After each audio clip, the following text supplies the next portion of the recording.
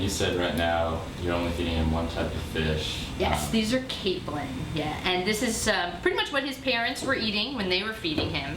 And we've taken over these past 2 weeks to start hand feeding, because we hand feed our whole colony of penguins, and that's the best way we know that they're doing well and eating well, because we're keeping track. So we kind of just get a head start by starting with the chick when they're about 40 or so days old. So. Good job. Do they get any special treats ever, or anything different? Not really, because at this stage in the wild, the chick would be still getting the fish from his parents. So, you know, they're basically just getting that regurgitated fish. All I'm doing is warming the fish slightly in warm water, and then he can just swallow it whole.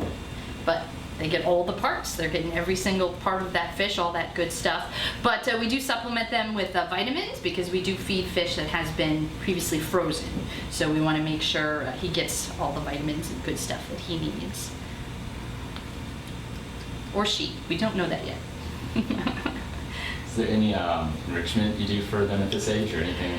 At this age, he's starting to see the rest of the colony. We're putting him in a mesh pen, so he's protected from the other birds, and of course they're very interested in checking him out and seeing what's going on. So just that visual of seeing the other birds and all the stuff and everything that they're doing out there, for sure.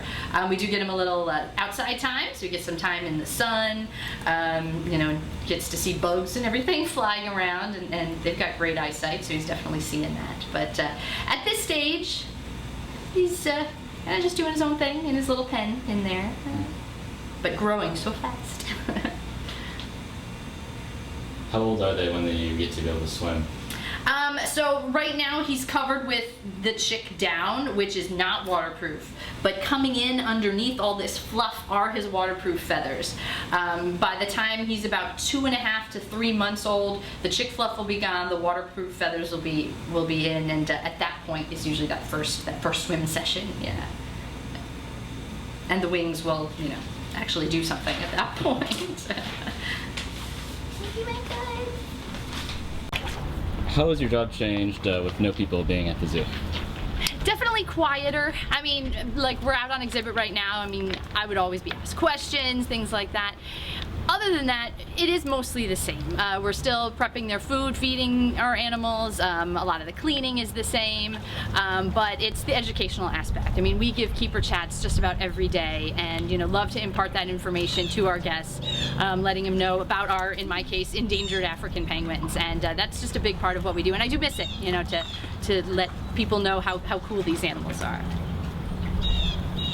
And then we already met the newest baby penguin. Can you tell us a little bit about their favorite food and how you're feeding them right now? Right now, our chicks, when after they leave their parents' nest, we take over, we start hand feeding them. At this stage, he's still on the small stage, only 45 days old, so we're hand feeding capelin primarily.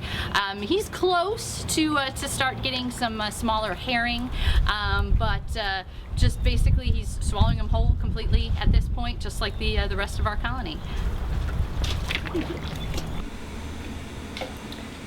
We actually feed the chick 10% of its body weight. That's like the maximum that he can get at each feed.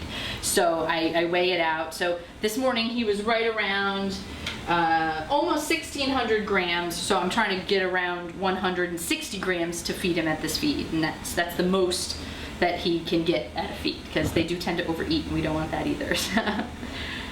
Do they always eat the same things? At his size, this is the fish that he can swallow, the capelin. Soon, we'll kind of bump him up to some of the smaller herring, but as they get bigger, yes, they start eating bigger fish. Yes. For now, though, it's just the little guys. Can you tell us a little bit about how your job has changed with nobody being at the zoo? Of course. Not a whole lot of change in the fact that there's so much cleaning that goes on every day, and we're still feeding our animals the same. The educational aspect, though, is a big part of our job, and the keeper chats that we give every day. So we're not getting to do that, but of course here I'm getting to do that, and kind of just give a little information about our African penguins and how these are such great animals, and just I love teaching people about African penguins and how they are an endangered species in the wild. And can you tell us